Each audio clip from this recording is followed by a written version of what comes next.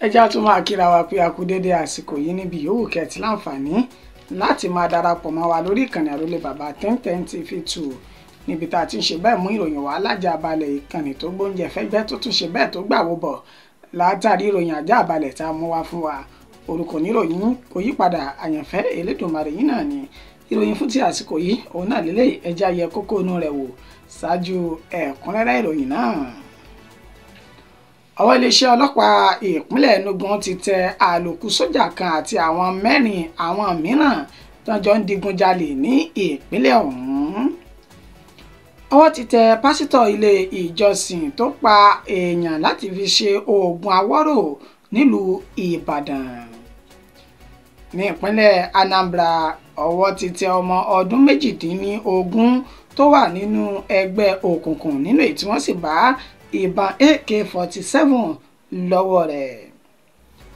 Ó kéré tán ilé ìtajà tí kò dín ní 30 ló ti ṣe bẹ́ẹ̀ jóná kú eérú báyìí nínú ọjà Láfíà ní ìpínlẹ̀ Nasarawa. Ìròyìn ti ilẹ̀ òkèrè, àṣẹ kò síbi tí wọ́n kì í ti ń kó adìrẹ alẹ́ lórílẹ̀‐èdè Ghana. Ọwọ́ ti tẹ ọ̀dọ́kùnrin kan tí wọ́n bá ballot paper tí kò dín ní 76 mẹ́rìndínlọ́gọ́rin lọ́wọ́ rẹ̀ lásìkò tí ètò ìdìbò tó ń lọ lọ́wọ́ ní orílẹ̀‐èdè ọ̀hún. Ẹ gbọ́ ìròyìn náà lẹ́kùnrẹ́rẹ́ báyìí. Ọwọ́ iléeṣẹ́ ọlọ́pàá ìpínlẹ̀ Enugu ti tẹ àlòkù sójà kan àti àwọn mìíràn tó jọ ń digunjalè ní ìpínlẹ̀ ọ̀hún. Nínú àlàyé alukoro iléeṣẹ́ ọlọ́pàá ìpínlẹ̀ Enugu DSP Daniel Ndukwe èyí tó ṣe ó sọ dímọ̀ wípé pẹ̀lú ìkúnlọ́wọ́ àwọn agbófinró èyí tí wọ́n ń lọ tí wọ́n ń bọ̀ tá a mọ̀ sí pàtírò àti àwọn agbódegbà tí wọ́n jẹ́ olólùfẹ́ ará ìlú tí wọ́n ta àwọn ní olóbó, ó ní wọ́n sọ dímọ̀ wípé àwọn ènìyàn kan náà ti ń gbìyànjú láti lọ rèé ja àwọn èèyàn lólè ní gbogbo agbègbè tó wà ní ìpínlẹ̀ Enugu náà. Wọ́n tẹ̀síwájú náà àlàyé rẹ̀ pé àwọn ènìyàn yìí wọn kò ṣẹ̀ṣẹ̀ máa da àwọn agbègbè náà, wọn ṣẹ̀ṣẹ̀ máa dà á láàmú nínú èyí tí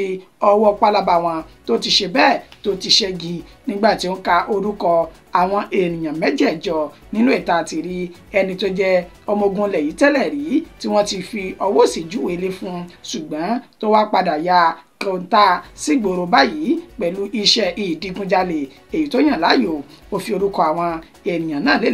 léde nínú èyí tá a ti rí Ismail Isa ẹni ọdún 23, Sodiq Ahmed tá a mọ̀ sí àlòkù sójà náà tó jẹ́ ẹni ọdún 28, Abbas Usman ẹni ọdún 23, Mubarak Garba ẹni ọdún 24, Abubakar Haruna ẹni ọdún 23, Abubakar Sani ẹni ọdún 22, Obiri Chukwuebuka ẹni ọdún 22 àti Bright Omeniru ẹni ọdún 22 bákan náà. Gẹ́gẹ́ bí àlàyé Daniel Ndukwe tó jẹ́ alukoro, ó tẹ̀síwájú pé àwọn kẹ́fìn ìrìn àwọn ènìyàn yìí lásìkò tí wọ́n ta àwọn ní olóbó táwọn sì lọ dẹdẹ ojú òpópónà èyí tí ìgbàgbọ́ wà pé wọ́n á máa gbà kọjá nínú èyí tí wọ́n ti fi páńpẹ́ òfin mú Ismail Isa ní ọjọ́ 16 nínú oṣù kọkànlá tá a lò sẹ́yìn nígbà tí wọ́n fi ọ̀rọ̀ wá Ismail lẹ́nu wò. Ó ní ó kàkàrò tó sì jẹ́wọ́ wípé ó nìkan kọ́ ni òun ṣe àwọn iṣẹ́ burúkú yìí ṣùgbọ́n àwọn sì pọ̀ táwọn sì kù sí ibì kan nínú èyí tí wọ́n ti pa kìtì mọ́lẹ̀ kó tó di wípé ọwọ́ ba àwọn akẹgbẹ́ rẹ̀ tó kù ní àná òde yìí kó tó di pé wọ́n fi ìròyìn náà wọ́n fi léde. Nínú àlàyé tí wọ́n ṣe wọ́n sọ dímọ̀ pé Sodiq Ahmed tó jẹ́ ọmọ ogun ilẹ̀ yìí tẹ́lẹ̀ di tán ti fọwọ́ sí júwe lé fún onímọ̀ ń lo àmì ìdánimọ̀ rẹ̀ tó jẹ́ ti ọmọ ogun ilẹ̀ yìí láti fi lè kọjá lọ́dọ̀ àwọn agbófinró bí wọ́n bá ti lọ rèé digunjalè tán sì kó ẹrù ẹlẹ́rù níwájú àwọn agbófinró náà tó bá ti ṣe àfihàn káàdì ayédèrú ìdánimọ̀ rẹ̀ náà níṣe ni wọ́n máa ń yọ̀ǹda wọn tán sì máa ní ká máa bá tiwọn lọ. Alukoro tẹ̀síwájú pé àwọn ohun ìjà olóró àti àwọn nǹkan tí àwọn bá lọ́wọ́ àwọn ènìyàn burúkú yìí ó ní ìbọn AK-47 àti ìbọn ìléwọ́ tá a mọ̀ sí pistol àti ọta ìbọn oríṣiríṣi, owó èyí tí iye rẹ̀ jẹ́ 340,000 450 ní ọwọ́ àwọn ènìyàn náà gẹ́gẹ́ bí àlàyé tó ṣe ó ní gbogbo wọn ti wà ní àkóló àwọn báyìí o táwọn sì ti ń gbé ìgbésẹ̀ lórí wọn sì kọjú wọn sí ìjìyà òfin. Ọwọ́ ti tẹ pásítọ̀ ilé ìjọsìn tó pa èèyàn láti fi ṣe oògùn àwòrò nílùú Ìbàdàn. Pásítọ̀ èké kan tí wọ́n pe orúkọ rẹ̀ ní Peter Olúwalólèṣe ó ní ilé ìjọsìn God Has Done It èyí tí ó wà ní agbègbè tí wọ́n pè ní Àpáta ní agbègbè Bembo tí ń ṣe ìlú Ìbàdàn olúlu ìpínlẹ̀ Ọ̀yọ́. Nínú fídíò kan èyí tó ń jà káàkiri orí ayélujára báyìí ibẹ̀ ni wọ́n ti ṣe àfihàn onílé ìjọsìn náà tá a mọ̀ sí Peter Olúwalólèṣe níbi tó ti jẹ́wọ́ ẹ̀ṣẹ̀ nínú fídíò ọ̀hún pé òun ló ń pa arábìnrin kan èyí tí orúkọ rẹ̀ ń jẹ́ Àdíjà. Ó ní òun tàn lọ sí ọ̀dọ̀ àwọn tí wọ́n ti fẹ́ fi ṣe oògùn àwòrò èyí tó túmọ̀ sí pé kí ilé ìjọsìn rẹ̀ kó lè máa kún gọ́gọ́ káwọn ọ̀gọ̀rọ̀ ènìyàn kí wọ́n sì lè máa wá sí ilé ìjọsìn náà. Ó ní ìgbìyànjú tóun ṣe nìyí tí òun fi tan Àdíjà tó jẹ́ ọmọ ìjọ rẹ̀ lọ sí ibi tí wọ́n ti ṣe bẹ́ẹ̀ náà ti gbẹ̀mí lẹ́nu rẹ̀. Ó ní sí ìyàlẹ́nu òun gan pàápàá ìgbà tó ń débi tí òun yóò ti gba ẹran ara Àdíjà yìí ó ní wọ́n ti pààrọ̀ rẹ̀ mọ́ òun lọ́wọ́ tó sì jẹ́ wípé ẹran ara tí wọ́n fún òun ó ní ó ti ń rùn léyìí tí ó ti pẹ́ òun kàkàrò náà ní inú fídíò ọ̀hún. Àmọ́ ṣá ọwọ́ ti bàbá yìí lẹ́ni tó ń ṣẹ́jú pẹ́upẹ́u tó sì ń béèrè fún ìdáríjìn ó ní ẹ dákun ẹ dábọ̀ ẹ dáríjìn mí òun ò ṣerú ẹ̀ rí àkọ́kọ́ tóun ó ṣe náà ní ìgbìyànjú ajé òun náà sì ni òun ṣe. Fídíò náà wà yín àyín kẹ́ ẹ má sọ páyàn fi Elédùmarè títí ẹ pọ̀ ẹ wò kó máa jẹ́ ẹ̀rí máa jẹ́ mi ìṣó.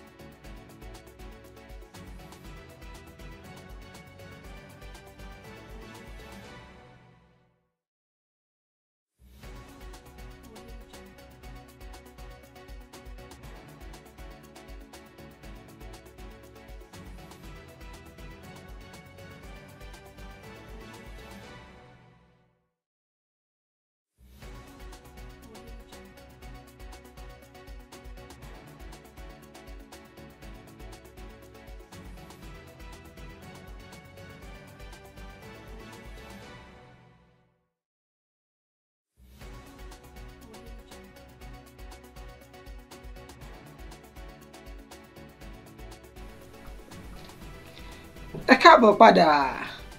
Ní ìpínlẹ̀ Anambra ọwọ́ ti tẹ ọmọ ọdún 18 tó wà nínú ẹgbẹ́ òkùnkùn tó sì gba ìbọn AK-47 ní ọwọ́ rẹ̀ báyìí.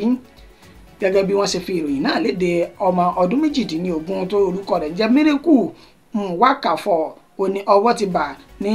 agbègbè Nimbo ní ìjọba ìbílẹ̀ Awka South ní ìpínlẹ̀ Anambra náà. Alukoro ọ̀hún fún iléeṣẹ́ ọlọ́pàá Tochukwu Nkega òun ló sọ di mímọ̀ wípé lẹ́yìn tí àwọn ènìyàn kan tí wọ́n da agbègbè náà dá láàmú tó sì pe àwọn agbófinró láti wá mójútó agbègbè náà ó ní wọ́n kẹ́fìrin arákùnrin ọ̀dọ́ tí wọ́n pè ní Miracle yìí tí wọ́n sì fi páńpẹ́ òfin mú látàrí ìrìn tó ń rìn nílé tí wọ́n ti fọ̀rọ̀ wá lẹ́nu wò tí wọ́n sì tẹ̀ ẹ́ nífun dáadáa nínú ibi tó ti jẹ́wọ́ wípé òótọ́ àti lódodo òun wà nínú àwọn ọmọ ẹgbẹ́ òkùnkùn tí wọ́n da agbègbè náà tí wọ́n dá láàmú. Nígbà tí ó jẹ́wọ́ ó sọ dímọ̀ pé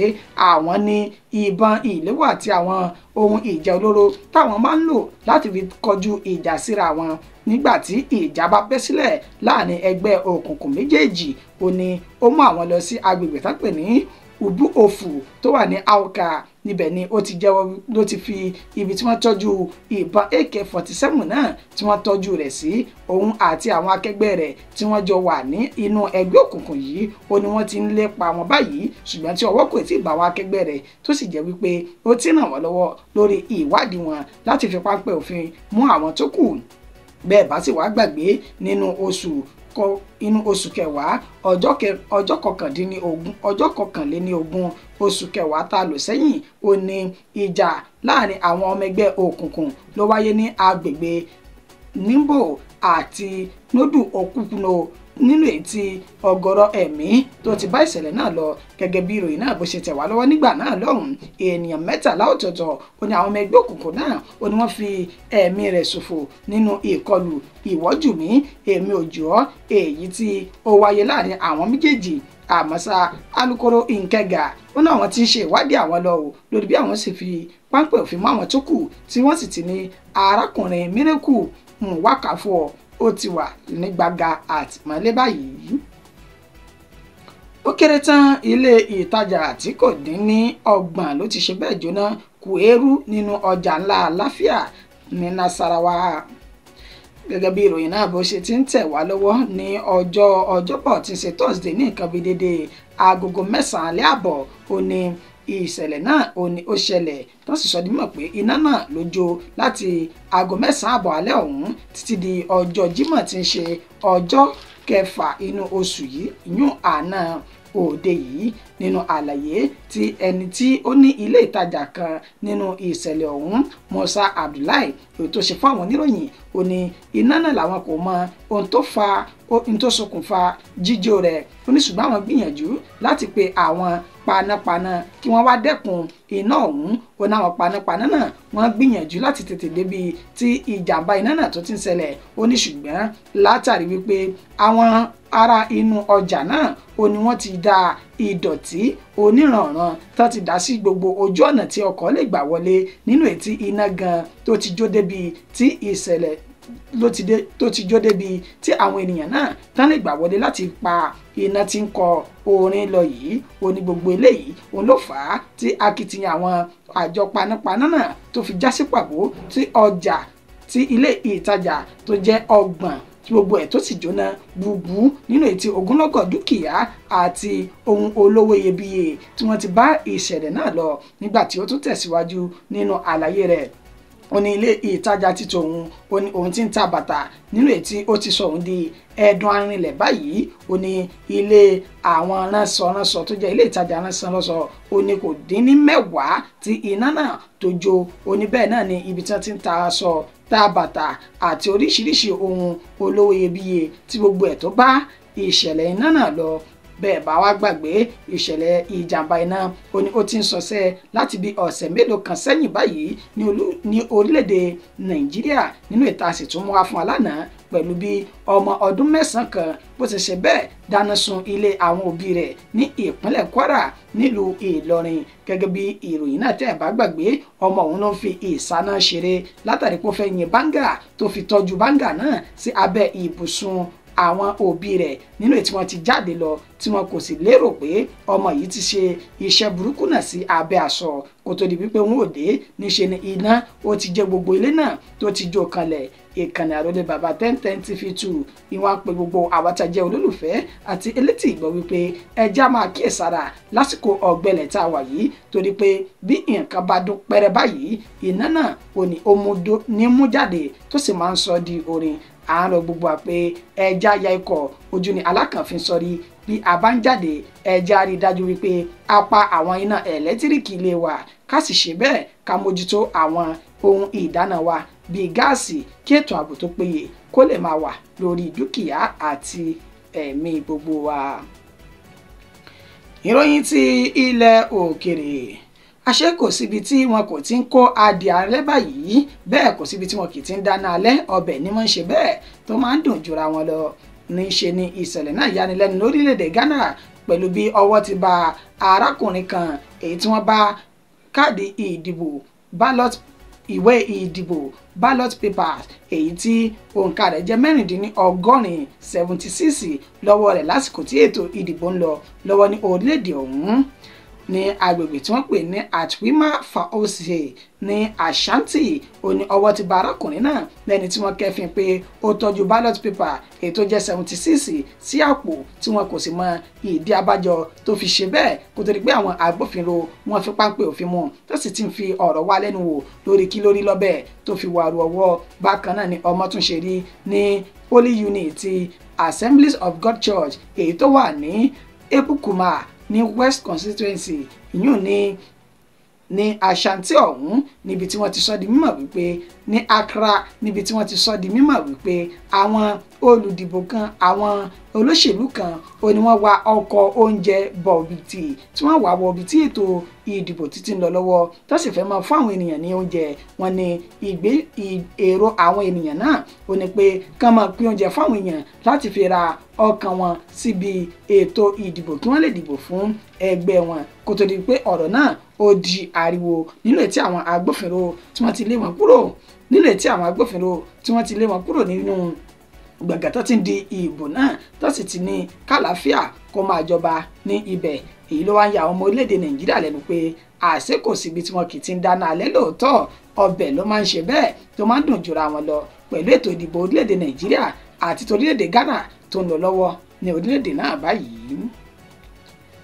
Ìròyìn wa kò jù báyìí lọ fún ti àsìkò yìí. A kí oníyàn wípé ẹ ṣé ọlọ́kà ẹ̀ṣẹ̀ ẹ̀yin tẹ́ bá wa jẹ́ náà ẹ kú àìbínú. Elédùmarè yóò máa nífẹ̀ẹ́ gbogbo wa. Ẹ má gbàgbé láti bá wa subscribe tẹ́ ẹ báyìí ti ṣe síbẹ̀ bẹ́ẹ̀ tẹ́ bá ti ṣe ẹ máa bá wa share rẹ̀ káàkiri tí yín tẹ́ fi ń gbé tiwa lárugẹ oníjẹ́ kára wa máa yá síṣẹ́ ní gbogbo ìgbà. Ẹ má dẹ́kun láti máa fi ìfẹ́ yín hàn sí wa lórí ìkànnì yìí. Ǹjẹ́ títí di ìgbà tá tún padà máa pàdé mo kí wa pé a kú ìsinmi òpin ọ̀sẹ̀ o ìsinmi aláyọ̀ l'Elédùmarè yóò máa fún wa ṣe.